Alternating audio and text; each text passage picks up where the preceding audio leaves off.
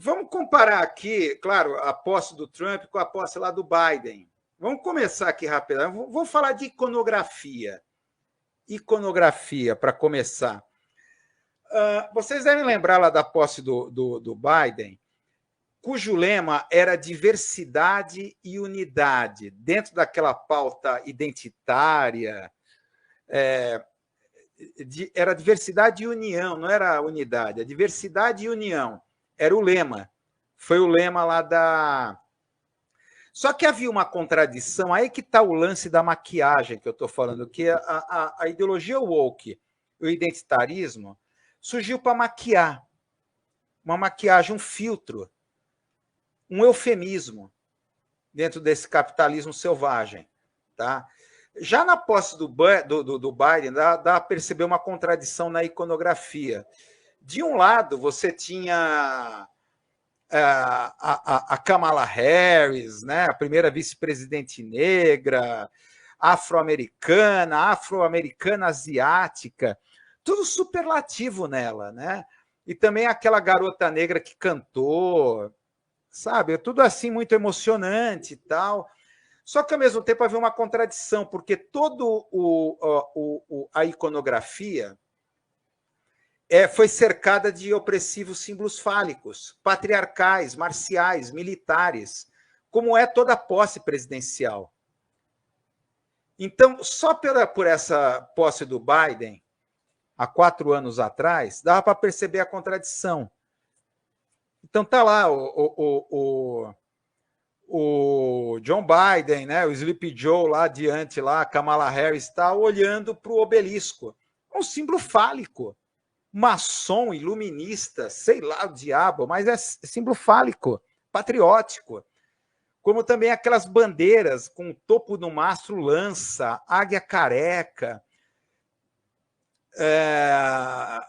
toda a iconografia totêmica, o totemismo que tem a ver com sociedades patriarcais, arcaicas. Tá? Então, já desde a posse do Biden, já tinha essa contradição aqui.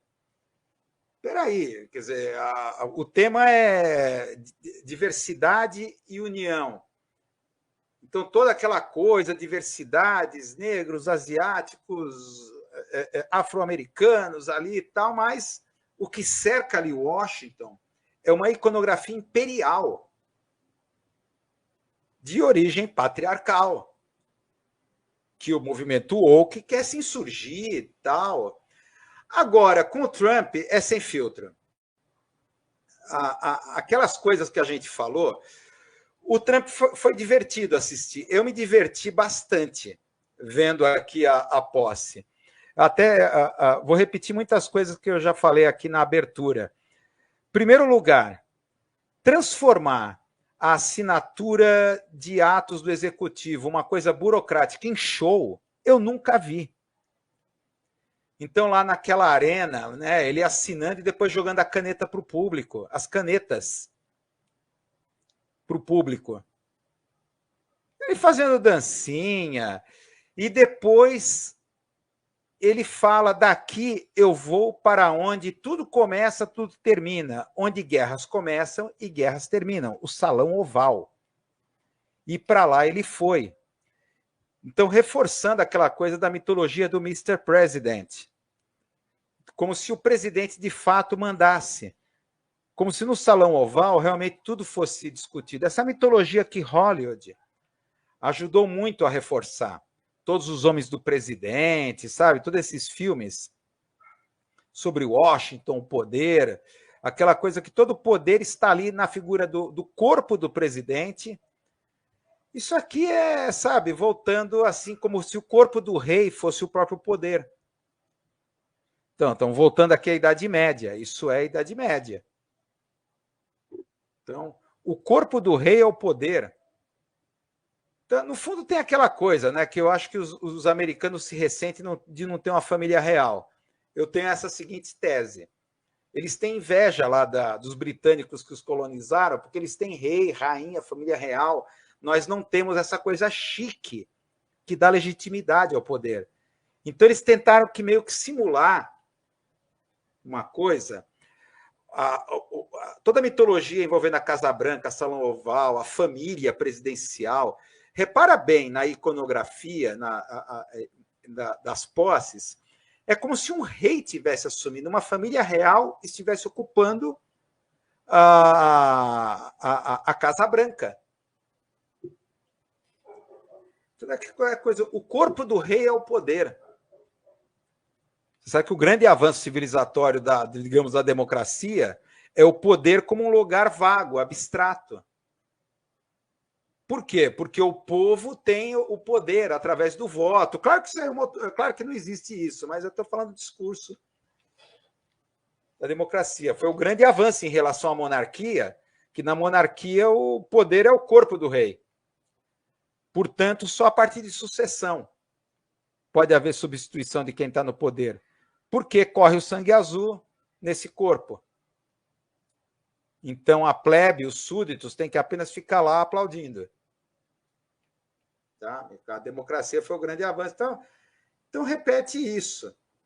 Tá? Essa coisa do Mr. President, Salão Oval e tudo mais. Mas avançando mais aqui, vamos ver mais aqui. A Melanie Trump. Em primeiro lugar, o look é de um estilista norte-americano de Nova York, que eu já esqueci o nome. Se não me engano, da primeira posse foi do Christian Dior. Então, como ele vem com essa coisa da América primeiro, first, é tudo americano. Então, muitos observaram aí Handmaid's Tale, sabe? Espírito daquela série Handmaid's Tale, né? O conto de Aya, né? Daquela sociedade Gileade, naquele estado religioso, né, em que se transformou os Estados Unidos, uma teocracia repressiva, autoritária, distópica, né, do conto de Aya. Então, muito associou a algo de subliminar, isso com certeza. Eu acho mais aquela questão do símbolo marcial. É uma roupa marcial, militarizada, isso daí. Como aqueles capes daquelas tropas que o Trump fez em revista, pode ver que o cap cobre os olhos. Você não vê os olhos dos soldados, porque soldado não tem individualidade. Sabe que o olho é a janela da alma, né? O que confere a individualidade. Então, quando o presidente passa a tropa em revista, os olhos estão ocultados, porque ele é a tropa, ele não é mais indivíduo. Também essa a sua esposa. Eu sou esposa do presidente, não tenho individualidade. Coisa bem conservadora e é uma coisa bem estudada. Isso daí. O look, né?